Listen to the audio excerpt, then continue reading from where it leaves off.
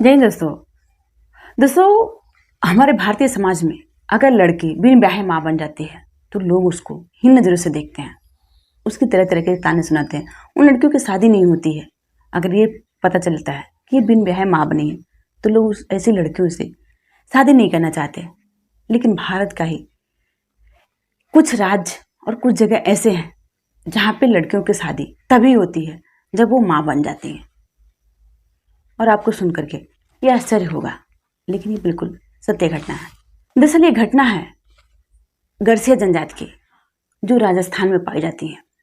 राजस्थान के ही कई इलाके जैसे कुचड़ा, पाली, श्रेया, झड़ौल, प्रतापगढ़, ये कुछ जगह ऐसे हैं जहाँ पे ये जनजातियाँ पाई जाती हैं।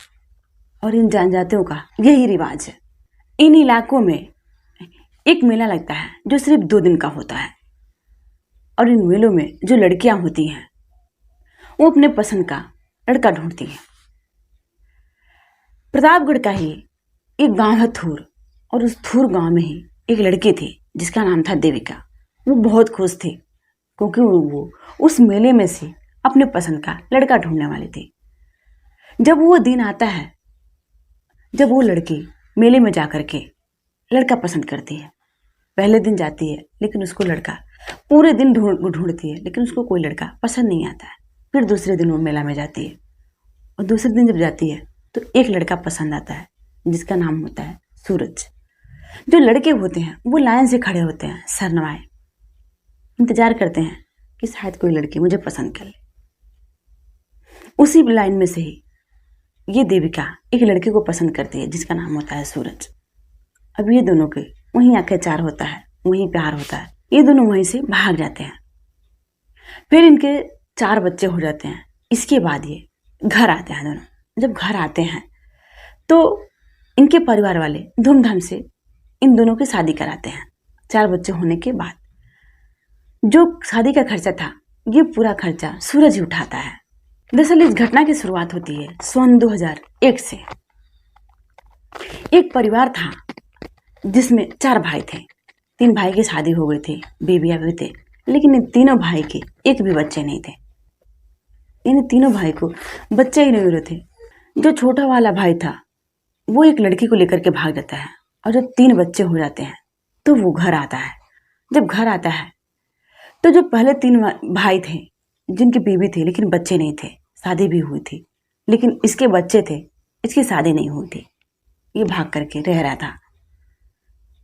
अब यहीं से इस प्रथा की शुरुआत होती है कि जब तक कोई लड़की माँ नहीं बन जाएगी उसके पहले कोई शादी नहीं करेगा। माँ बनने के बाद ही उस लड़की की शादी हुई। इस प्रथा का नाम है दापा प्रथा। दरअसल इस प्रथा का मतलब होता है राशि को चुकता करना दुल्हन को। यानी जब शादी होती है तो जो दुल्हन आती है उसके बदले में जो लड़के वाले होते हैं उसको कितनी राशि देने हैं कुछ लोग बैठ करके तय करते हैं, और यहीं से इस प्रथा की शुरुआत होती है।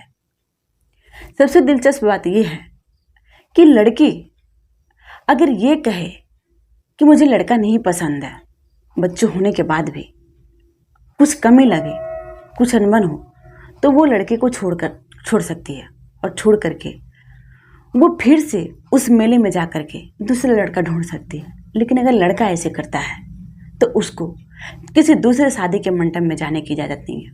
वो किसी शादी के मंडप का दहलीज है वो पार नहीं कर सकता। यानी उसको समाज से ऐसी चीज़ों से बहिष्कार किया जाता है। दोस्तों ये पूरा घटनाक्रम सुनाने का मकसद किसी को दिल को ठेस पहुंचाना नहीं, बल्कि समाज में ऐसी कैसी कैसी घटनाएं हो रही हैं इन घटनाओं से आप लोग को अवगत कराना, ताकि आप लोग ऐसी घटनाओं से सतर्क रहें, जागरूक रहें। जय हिंद, जय भारत।